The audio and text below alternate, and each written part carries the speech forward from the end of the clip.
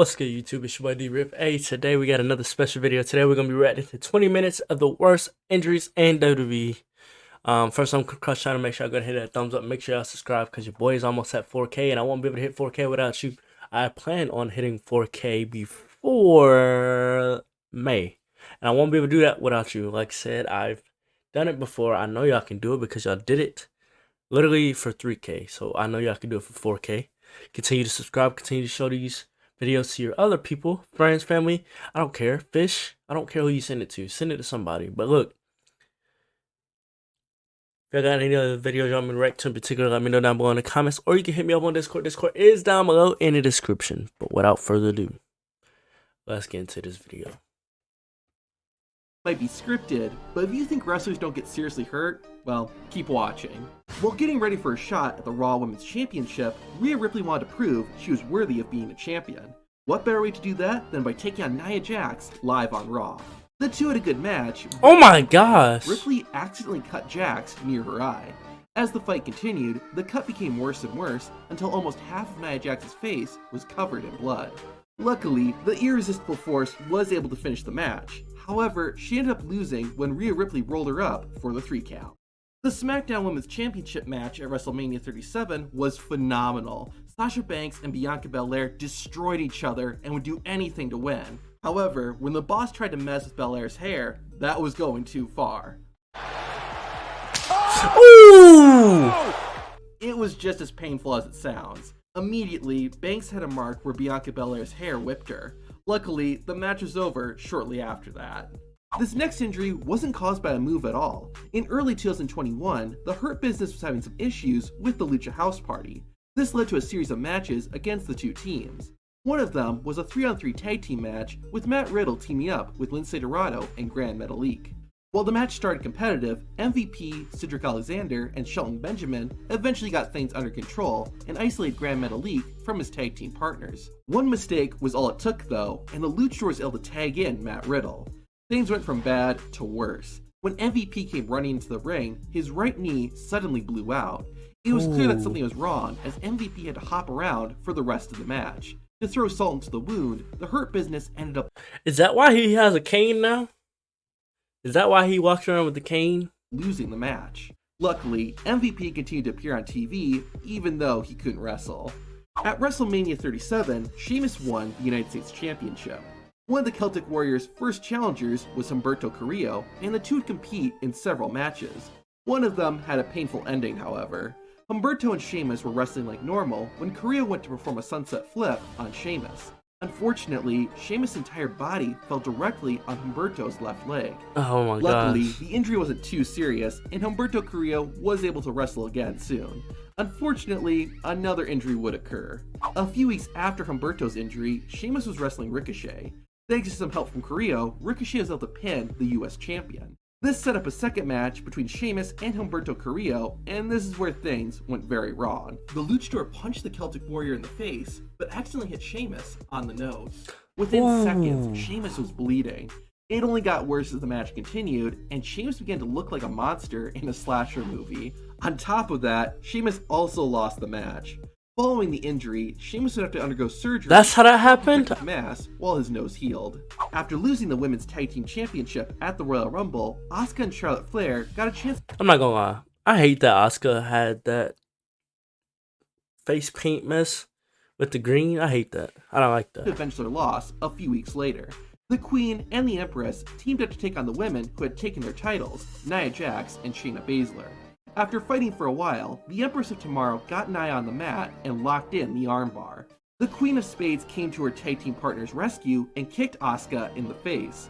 Baszler accidentally hit a bit too hard, and one of Asuka's teeth— Ooh! Of course, this wasn't planned. Because of it, the Empress of Tomorrow had to take a short amount of time off to recover. Before Daniel Bryan was released from WWE, he had a series of great matches with Cesaro. The two gave it their all, but things did go wrong. During one of their matches on SmackDown, Daniel Bryan hit Cesaro with a huge missile dropkick shortly after the match started. Somehow, the move created a cut on the side of Cesaro's head.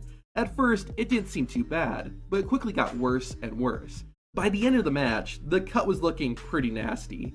Despite the loss of blood, the Swiss Superman managed to win the match. On NXT, Roderick Strong issued an open challenge. Perhaps to Strong's surprise, he got an answer from Russia. Ilya Dragunov took Roderick Strong up on his offer, and the two went at it. Dragunov took Strong to his version of Suplex City, but Ilya accidentally did some damage to himself. Roderick Strong fell on Ilya Dragunov's head, which caused the Russian wrestler to start bleeding between the eyes. It only got worse as the match went on, but the pain was worth it, as Ilya Dragunov won the match. The cut was so literally bad, threw him straight on his head, bro. Needed stitches afterward. Be prepared to cringe in 3, 2... Ooh! During a 6-woman tag team match on Raw, Becky Lynch started messing with her opponent, Bianca Belair's hair. As you just saw, it didn't work out well for Becky. Moments after the hair whip, a huge red mark formed on Lynch's stomach. It didn't put Becky Lynch out of action, but that had to hurt. The next time Becky and Bianca would face off in the ring was at WrestleMania 38. Unfortunately, someone suffered a nasty injury during this match too. At one point, it looked like Becky was trying to perform a vertical senton. Something was off, and the only thing that connected was Becky Lynch's boot with Bianca. Yeah, this is when Bianca had the black eye. I remember this. I did a video on this one. Despite the painful accident, Belair continued the match and ended up winning the Raw Women's Championship. It looked like Bianca was fine, but the next night on Raw, we saw just how extensive Belair's injury was. Her left eye looked terrible, but despite that, Bianca Belair was still in good spirits. Hopefully this doesn't mean that 2022 is cursed, but the very first WWE match of the year had someone getting injured. Cesaro and Ricochet were facing off against Sheamus and Ridge Holland during the Day 1 kickoff show. Only about a minute into the match, and Cesaro flipped Ricochet onto Ridge Holland. Unfortunately, Ricochet's boot landed on Holland's face. Oh my gosh. Ridge tagged out and wasn't seen for the rest of the match. We learned later that the botched move broke Ridge Holland's nose. Thankfully, it wasn't too serious, and Ridge Holland was wrestling again soon. You mean it wasn't too serious? He had a broken nose. Coincident, Ridge would later botch a move that could have ended someone's career. While teaming with Sheamus, Ridge Holland was in a match with Kofi Kingston and Big E. Holland and Big E were fighting on the outside, leading to Ridge. This literally did end Big E's career. Like, Big E might not even ever be able to wrestle again. Like, this literally very possibly have ended Big E's career. Hitting E with Look at an this. overhead belly-to-belly suplex. Straight on his head, bro. Didn't get high enough, causing his head to land on the floor. It was incredibly scary to see, and the accident caused Big E to break his neck. After getting medical attention, it was thankfully discovered that Big E's spinal cord wasn't injured and he would not need surgery. However, as of right now, E has not wrestled since that match. Drew McIntyre began 2022 by feuding with Happy Corbin and Madcap Moss. Their rivalry went on for a few months and included a match at Elimination Chamber. At the event, McIntyre took on Moss in a Falls Count Anywhere match. Even though they could fight anywhere, the most painful moment of the match actually happened in the ring. The match had only been going on for a few minutes when Drew McIntyre planned Madcap Moss with an Alabama slam. Oh! Went wrong because Madcap Why did he landed lean first on the mat. Why did he lean forward like that, though? Alabama I know. Oh my gosh. I know they say tuck your chin, but come on. Something went wrong because Madcap landed head first on the mat. The most shocking part is that Madcap Moss walked it off and continued the match like the whole thing didn't happen. In his WrestleMania debut, Rick Boogs had the huge honor of being part of the opening match. Boogs teamed up with Shinsuke Nakamura to challenge the SmackDown Tag Team Champions, the Usos. Shinsuke started the match, but after a bit of fighting, tagged out with Rick Boogs. Rick was running wild, but his rampage came to an abrupt stop when his knee suddenly gave out when he lifted both Usos on his back. Rick Boogs quickly tagged out with Nakamura. It turned out that Boogs tore his quadricep and hasn't been in action since the injury. In February 2022, That's crazy. That sucks, man. Rampage came to an abrupt stop when his knee suddenly gave out when he lifted both Oh my gosh, that Usos on his sucks. back. I know that Boogs mess hurt. quickly tagged out with Nakamura. It turned out that Boogs tore his quadricep and hasn't been in action since the injury. In February 2022, Randy Orton and Matt Riddle found themselves in a tag team match against the Street Profits on Raw. The match was going smoothly until the finish. Montez Ford performed his signature frog splash on Orton, but Ford's position was off and he landed on Randy's shoulder. The Viper was clearly in pain after the botched move, but thankfully it wasn't anything serious. On SmackDown, Natalya Natalya took on Shayna Baszler. He had a shoulder injury in the past too. I wonder if it was the same shoulder. And he landed on Randy's shoulder. The Viper was clearly in pain after the botched move, but thankfully, it wasn't anything serious. On SmackDown, Natalya took on Shayna Baszler in a one-on-one match, but Ronda Rousey was in Baszler's corner. Baszler didn't need any help though, as she's able to beat her opponent on her own. After the match though, Rousey told Shayna the job wasn't finished yet, leading to the Queen of Spades nailing Natalya with a knee to the face. The move actually did connect though, and Natalya's nose was broken and bleeding. Unfortunately, the accident actually dislocated Natalya's nose, and it required her to undergo surgery. SummerSlam 2022 kicked off. That's OD.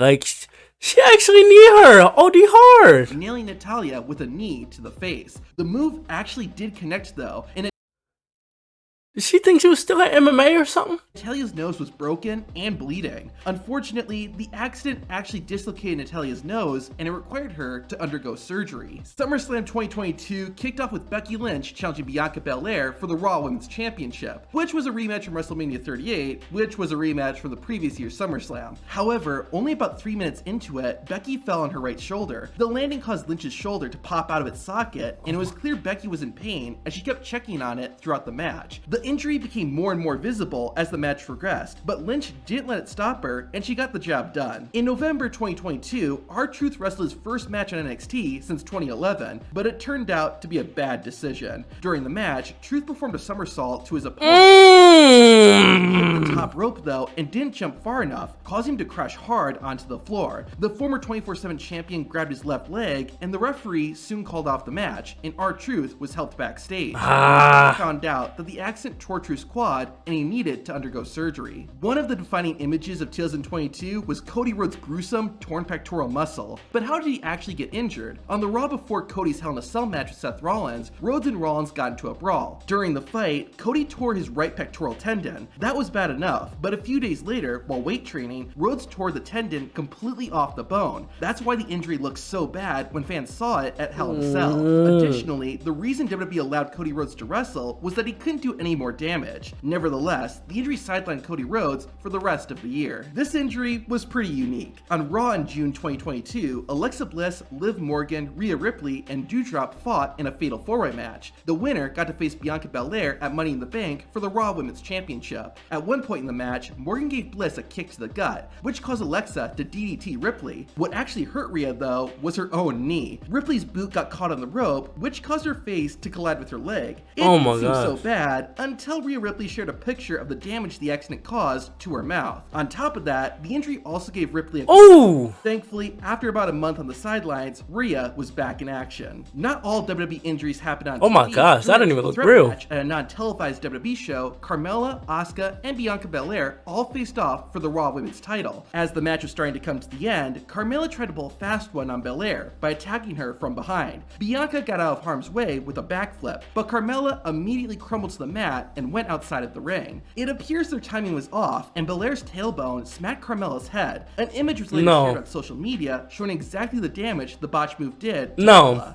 No, don't blame Bianca for that. No. You're not gonna blame Bianca for that. Whenever weapons get involved, it's very easy for a wrestler to get hurt, and we witnessed this on SmackDown in August 2022. In the lead up to his match against Roman Reigns at Clash at the Castle, McIntyre took on Honoré Uce, Sami Zayn. McIntyre won the match, but he didn't end the night on a high note. Roman and the Usos came in and attacked the Scottish Warrior. They battered McIntyre with chairs and threw his body all around the ringside area. You could already see marks forming on Drew's body, but up-close pictures taken backstage showed just how much damage the beatdown did to McIntyre. You know an injury is bad when the match is immediately stopped and the referee throws up the X sign. Unfortunately, that's what happened in the main event of in February 2022. Blair Davenport and Meiko Satomura fought in a Japanese street fight. Despite the match type, the injury was not caused by any weapon. Davenport jumped from the top turnbuckle and hit Satomura with a stomp to the back. Blair landed awkwardly on her left foot and began shouting in pain. Within seconds, the referee called for the bell and gave the X sign, signaling that this injury was real. The landing hurt Blair's left ankle, but thankfully, after being out of action for about 4 months, Blair was able to return to the ring. Ladder matches are some of those brutal matches on each year, and the 2022 Women's Money in the Bank was no exception. Like I said before, man, I personally think they should bring the Money in the Bank matches back at WrestleMania. I think they should bring them back to WrestleMania. I don't care about the premium live event Money in the Bank. I think they should bring the Money in the Bank ladder match back to WrestleMania. One of the participants was Shotzi, who had a rough night. She had a few mistakes during the match, but the worst was when she went for a senton. Shotzi performed the move from the top rope, but ended up hitting the ladder below. It appears her back and or head got clipped by the ladder on the way down. In any case, the move did bust Shotzi open, as evident by the blood on her face. In 2009, Jeff Hardy and Edge faced off in a ladder match with the World Heavyweight Championship on the line. It was an awesome fight, but unfortunately, it wasn't without issues. Hardy and Edge had been wrestling for a while and ended up on a ladder that was outside of the ring. The structure tipped over and both men went crashing through a second ladder. Unfortunately, the charismatic Enigma overshot it and ended up landing on the floor. Yeah, the he fall did. Injured Jeff Hardy's shoulder. He fell OD but he hard. wasn't able to continue the match. Say what you will about Brock Lesnar, the guy can hurt you for real. After a long absence from WWE, Lesnar made his in-ring return at the 2012 Extreme Rules. His opponent was John Cena, and in less than 30 seconds, Brock had busted Cena's head wide open. It was so bad that the match had to be stopped temporarily. Lesnar was so reckless during the match, he ended up hurting himself too. Later on, the Beast dove at John Cena. It fell right over the top. Out of the ring and onto the floor. Brock looked like he hurt his knee, but both wrestlers were able to keep fighting and finish the match. This next injury shows how dangerous wrestling can be, even if you aren't involved in the match. The 2011 Extreme Rules was a big moment. After Edge vacated the World Heavyweight Championship, Christian and Alberto Del Rio fought to become the new champion. It looked like Captain Charisma was about to grab the title until Del Rio's bodyguard, Brodus Clay, ran in. Christian managed to get the better of Brodus and throw a ladder into his face. Unfortunately, the weapon busted open Brodus Clay's head. Luckily, it wasn't too serious, and Clay was ready to get back to work very soon. Even dead man bleeds. In 2019, The Undertaker made a rare appearance at Extreme Rules, teaming up with Roman Reigns to take on Shane McMahon and Drew McIntyre. The tag team match was nothing short of chaos, and it only got worse when Elias ran in and smashed a guitar into Undertaker's back. Unfortunately, splinters from the wooden guitar got stuck in Undertaker's skin. It was made clear that something went wrong as blood began to pour from the Phenom's back. Thankfully, it wasn't anything the dead man couldn't handle, and he got the last laugh when he tombstone powered Shane McMahon and won the match. The 2004 Royal Rumble was going pretty smoothly until the final 10 minutes. The remaining 5 wrestlers formed an alliance to try and eliminate the Big Show. They threw everything they had, but this only angered the Giant. Show eventually fought back and used his monstrous strength to catapult John Cena over the top rope. Oh my The future god. 16-time world champion bent his knee awkwardly when he landed, and it resulted in him tearing his MCL, even though he had to wear a knee brace for a while and was temporarily limited with what he could do in the ring. Cena continued to compete, even appearing on SmackDown only 5 days after his injury. I guess that's why he's called the Champ. The 2008 Royal Rumble was kind of a big deal.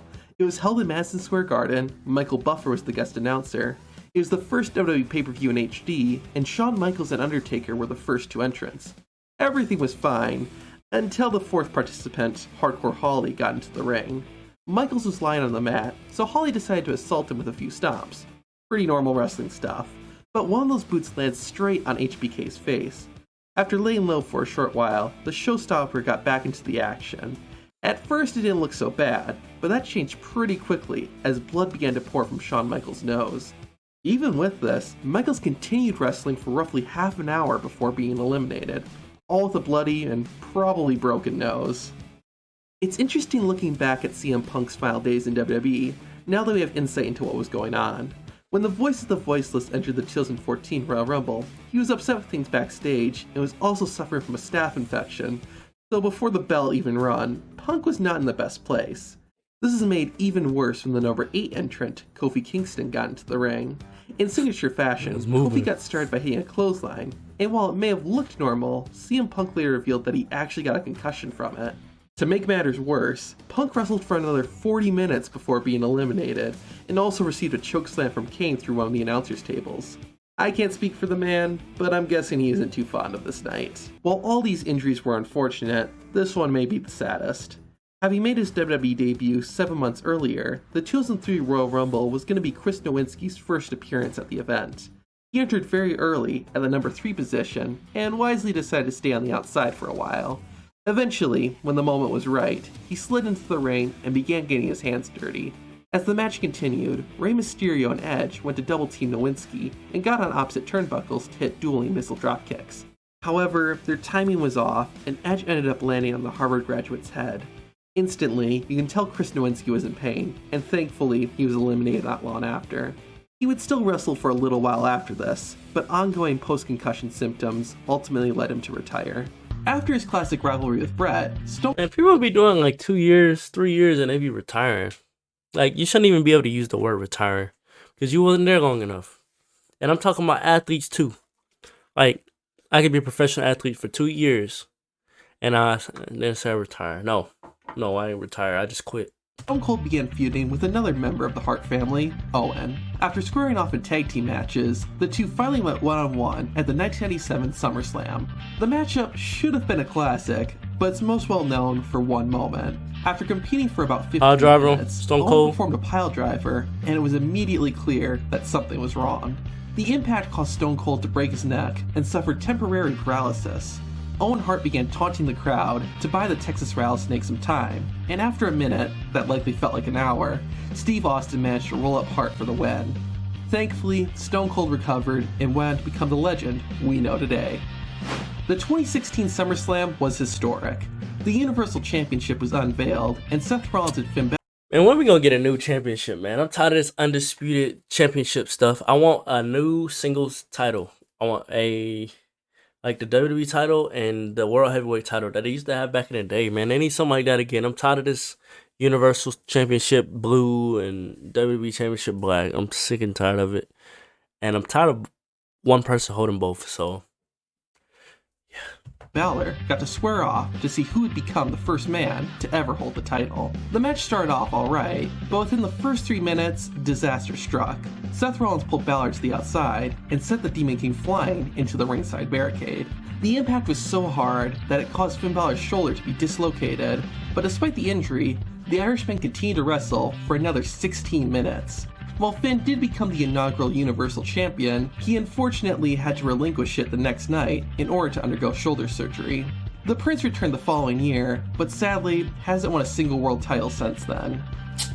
That's gonna change. As part of Mabel's infamous main event push in 1995, the King of the Ring winner challenged the WWE Champion Diesel to a match at SummerSlam. The contest itself wasn't great, but was made even worse when King Mabel jumped onto Diesel. Bruh. The force caused the champion to injure his lower back, Bruh. and Diesel, Literally? Nash, Literally would snap my would back. later say he wasn't able to feel his legs. Yeah. After laying on the mat for a while, the two men were able to get back on their feet and finish the match.